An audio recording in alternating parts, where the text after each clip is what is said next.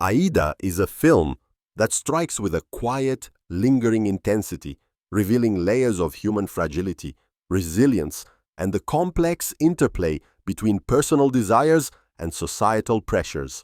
From the opening scene, the camera lingers over the streets of a city that feels alive, yet strangely desolate, setting the stage for a story that unfolds in both external and internal landscapes. The protagonist, Aida, is introduced not through dialogue, but through subtle visual cues, a hand brushing over a worn photograph, eyes lingering on a street corner, the faint tremor in her posture that betrays her inner turmoil. These opening frames establish a cinematic language where emotion is communicated through gesture and gaze, rather than exposition, inviting the viewer to inhabit her perspective intimately. The first major scene, set in a crowded market, juxtaposes the chaos of everyday life with the isolation Aida experiences internally. The background chatter, the clatter of vendors, and the fleeting interactions with strangers contrast sharply with the silence that surrounds her in moments of reflection. This duality is emblematic of the film's approach to storytelling, where the external world is vividly rendered but serves primarily as a mirror for Aida's inner journey. Her interactions with secondary characters, especially her sister and an old friend from her youth, are rich with subtext.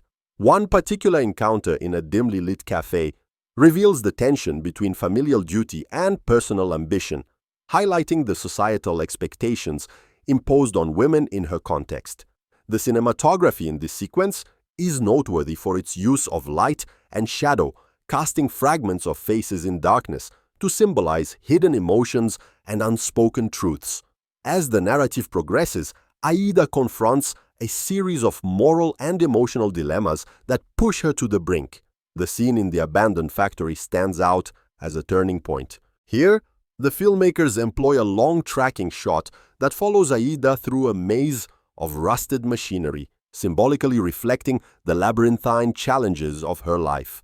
The absence of music amplifies the tension, and the ambient sounds of dripping water and distant machinery create a claustrophobic atmosphere.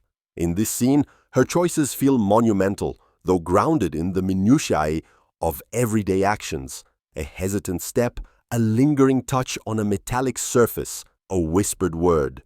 Throughout the film, there is a careful attention to small gestures and objects that carry significant emotional weight.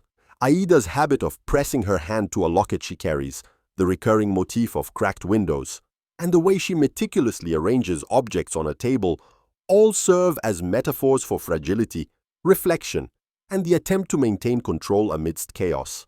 These visual motifs recur in different contexts, reinforcing the thematic cohesion of the film. One cannot ignore the film's treatment of time.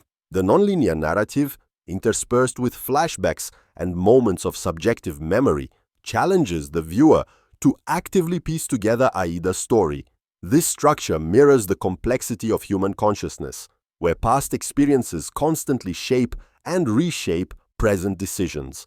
In one particularly haunting flashback, a childhood memory of a sunlit playground contrasts starkly with a contemporary scene of confrontation in the same location, emphasizing the loss of innocence and the weight of accumulated experiences. The director's choices in pacing, long takes, and the deliberate withholding of information generate a sense of tension and anticipation that is both intellectual and emotional. Unlike conventional thrillers, the suspense here is not derived from plot twists, but from the ethical and psychological stakes faced by the characters. The film's score, subtle and at times almost imperceptible, underscores emotional beats without dictating them, allowing the viewer's interpretation to remain central.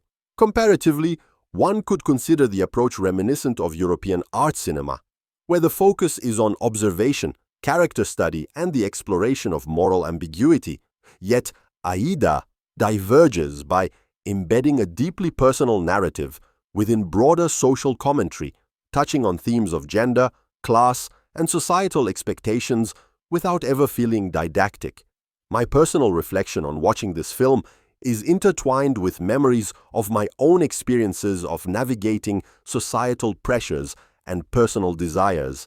The The scene where Aida hesitates before opening a letter resonated profoundly, reminding me of the emotional weight carried by decisions that appear trivial to outsiders but are monumental to the individual. The film's climax, set in a rain-soaked street during a political demonstration, serves as both literal and symbolic catharsis.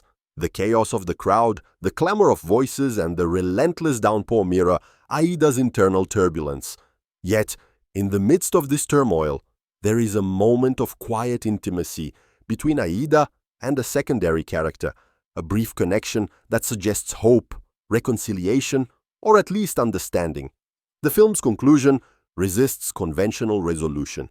There is no neatly tied ending, no triumphant victory or moral lesson. Instead, it leaves the audience with a lingering reflection on the impermanence of circumstances, the complexity of human emotion, and the courage required to navigate both. In summary, Aida is a masterful exploration of personal and societal tension, employing cinematic techniques that prioritize emotion, visual storytelling, and thematic depth. Its impact lies not in dramatic plot developments, but in its ability to evoke empathy, introspection, and recognition of the subtle struggles inherent in human life.